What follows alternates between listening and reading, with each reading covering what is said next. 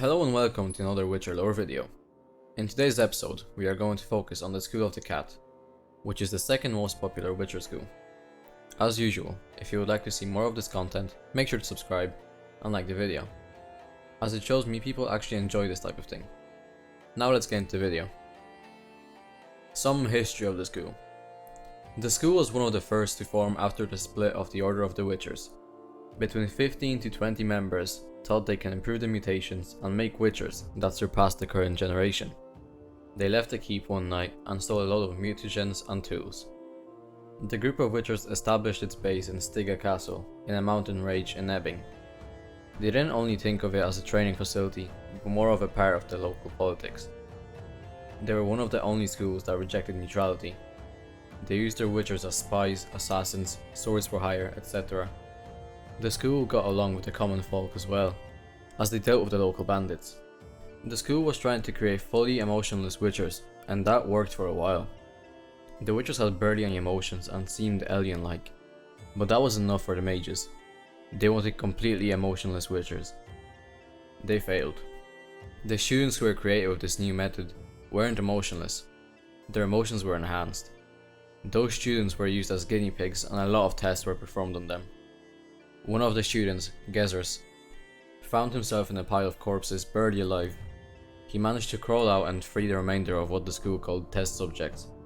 They escaped and found refuge in the local Ain Seed group, who we now know as Scoia'tael.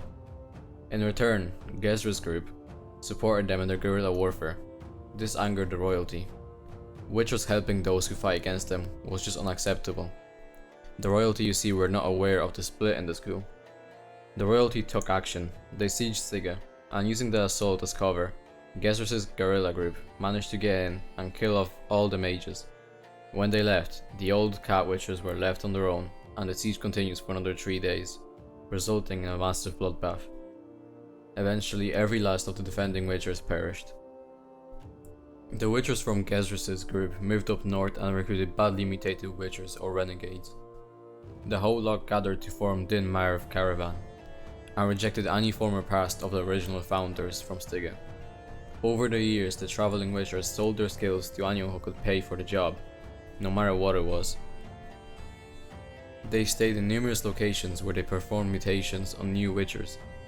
Their corrupt trials combined with aggressive training earned them the disdain of other schools.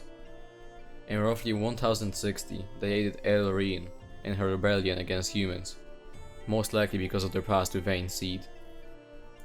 In the late 12th century, the Din Marv settled in Hirch, near one of the summer camps of the Wolf School. For a while, the schools exchanged students and some older witchers befriended each other. However, a bit of tension grew between the schools, mainly centered around Trace, then leader of the cats. He engaged in a plot against the wolves together with Radovic's second mage, Astrogus.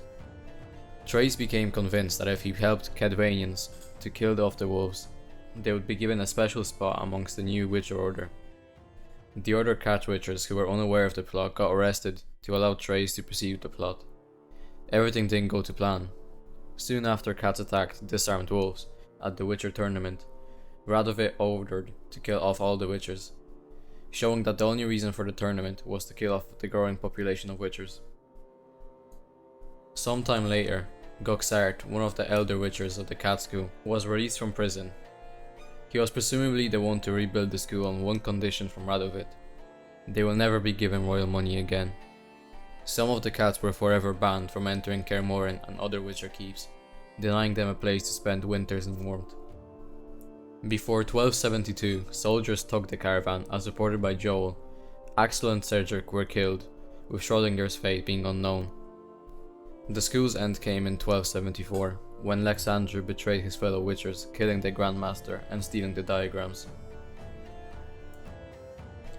History of the school out of the way, let's talk a bit about their training. There wasn't anything special about their training as far as we know, it was just more aggressive, and one of the special parts about it was walking a tightrope blindfolded. You might think that's easy enough, but as the training went on, the walk got higher and more dangerous. Now let's talk a bit about their characteristics. One of the more recognizable bits about the school was its fighting style. It was focused on speed and precision, also agility. One of its main styles was Aden Ain, created by an elf called Nisail. The cat equipment wasn't quite the heaviest hitting, but it was really sharp and light, inflicting deep cuts. Their armor was designed to maximize flexibility and the greatest possible range of motion. The school was one of the only ones to abolish the Neutrality Act. They were also hated among their fellow witchers because they took contracts for not only monsters, but humans too. They were also one of the only schools to train female witchers and non-pure blood humans. A fun fact is that Ciri does not have a wolf medallion, she has a cat medallion. She took off the corpse of Leo Bonhart, a psychopath and bounty hunter who was known to defeat witchers. That will be it for this lore episode. I hope you liked it and you learned something that you didn't know. If you would like to see more of this type of content, make sure to leave a like and subscribe. Do not miss future content. It's free and you can always change your mind later. I also stream here on YouTube, so if you have any questions, come into the chat and we can talk about it. Other than that, thank you for watching and I'll see you in the next one. Good luck on your path.